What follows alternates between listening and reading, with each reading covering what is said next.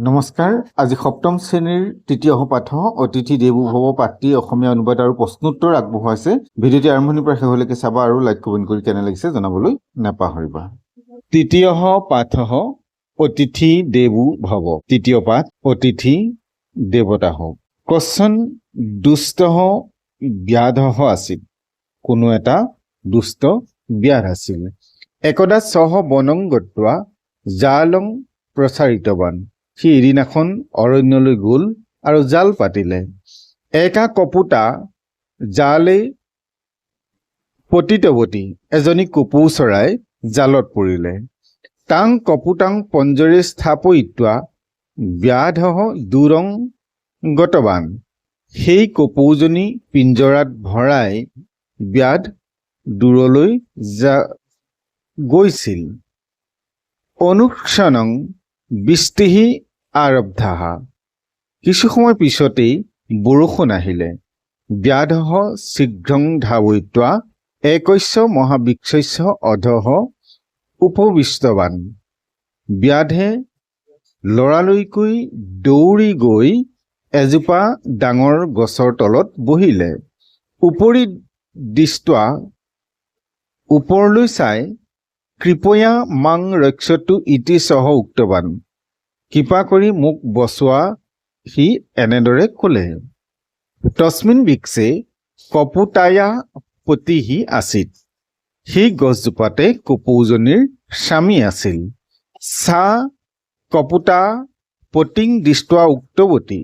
সেই কপৌজনীয়ে নিজৰ স্বামীক দেখি ক'লে, ভৌ হেৰা কান্ত নাথ অৰ্থাৎ হে নাথ এষঃ ব্যাধঃ অস্মাকম অতিথি অস্তি। এই ব্যাধজন আমাৰ অতিথি। তস্য সৎকাৰং কৰোতু তেওঁক শুশ্ৰূষা কৰা। কপুতঃ শীঘ্ৰং শুষ্ক পৰ্ণানি আনিয় অগ্নিং জালয়িতা উক্তবান। কপৌটোৱে লগে লগে শুকান পাত আনি দি জ্বলালে আৰু ক'লে, ভৱান ইদানিং শীতবাধং দূৰীকৰোতু। আপুনি এতিয়া আপোনাৰ ঠাণ্ডা দূৰ কৰক। অহম আহাৰং ছিদ্ধং কৃত্বা দদামি। মই আপোনাক আহাৰ গোটাই দিম। তত্ত অন্যঃ আহাৰঃ নাস্তি। তাত কোনো আহাৰ নাছিল। ইতি জ্ঞাত্বা কপুতঃ স্বয়ং অগ্নিং প্ৰবিষ্টবান। ইয়াকে কৈ কপৌটো নিজেই জুইত প্ৰৱেশ কৰিলে। উচ্চৈ উক্তবাঞ্চ আৰু জোৰকৈ চিঞৰি ক'লে, মম মাংসং খাদিত্বা সন্তুষ্টঃ ভৱতু। ইতি মোৰ মাংস খাই আপুনি সন্তুষ্ট হওক। ব্যাধস্য লজ্জা জাতা। ব্যাধৰ লাজ লাগিলে। সহ শীঘ্ৰং জালং উদ্ঘাটয় কপুতায়া মোচনং কৃতবান।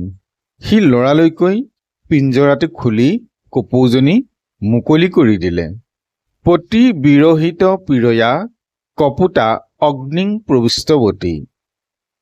স্বামীৰ মৃত্যুৰ দুখত দুখিতা কপৌজনীয়ে জুইত প্ৰৱেশ কৰিলে।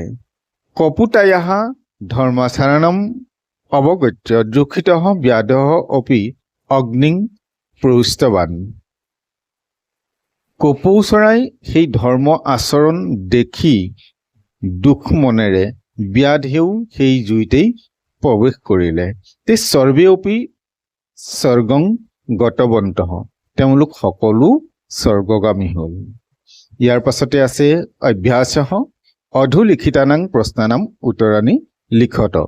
তলত দিয়া প্ৰশ্নসমূহৰ উত্তৰ লিখা। কশ্যন দুঃখিতঃ ব্যাধঃ পুত্ৰ আছিল। উত্তৰ কশ্যন দুঃখিতঃ ব্যাধঃ মহাবৃক্ষস্য অধঃ আसीत्। ব্যাধঃ বনং গত্বা কিং প্ৰচাৰিতবান। উত্তৰ ব্যাধঃ বনং গত্বা জালং প্ৰচাৰিতবান। গ কা কপুতা জালে পতিতৱতী। উত্তৰ কপুতস্য পত্নী জালে পতিতৱতী। ব্যাধঃ কপুতাং কুত্ৰ স্থাপিতবান।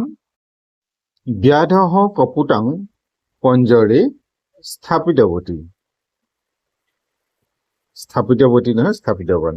অনন্তৰং কা আৰব্ধা। অনন্তৰং কপুতা আৰব্ধা। ব্যাধঃ শীঘ্ৰং ধাৱিত্বা কুত্ৰ উপবিষ্টবান।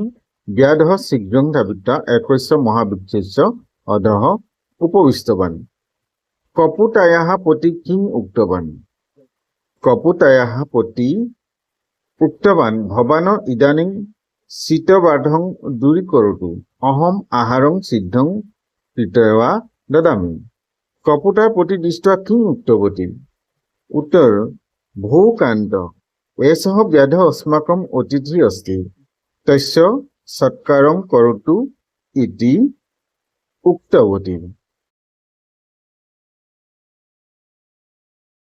কপুতः অতিথে সৎকারং কথং কৃতবান কপুতः স্বয়ং অগ্নিং প্রবিষ্ট মাংসং দত্ত্বা অতিথি সৎকারং করোতি অন্তে কপুতः কিং কৃতবান অন্তে কপুতः অগ্নিং প্রবিষ্টः উক্তবান স মম মাসং খাদিত্বা সন্তুষ্ট ভবতু ইতি পতি বিরহিতয়া কপুতা কিং কৃতবতী পতি বিরহিতয়া কপুতাः অগ্নিং প্রবিষ্টবতী তে সর্বে কুত্য গতবন্তঃ ते सर्वे स्वर्गं गतवन्तः ऋक्स्थानानि पुरतः कश्चन दुखितः व्याधः आसीत् বনৰ ভিতৰত দিয়া হৈছে খালি ঠাইটো একদা সহ বনং গত্বা জালং প্ৰচাৰিতবান একা কপুতা জালে পতিতৱতী ব্যাধ তং কপুতা পিঞ্জৰে স্থাপিতবান অনন্তৰং কপুতः আৰব্ধः ব্যাধः মহাবৃক্ষস্য অধः উপবিষ্টः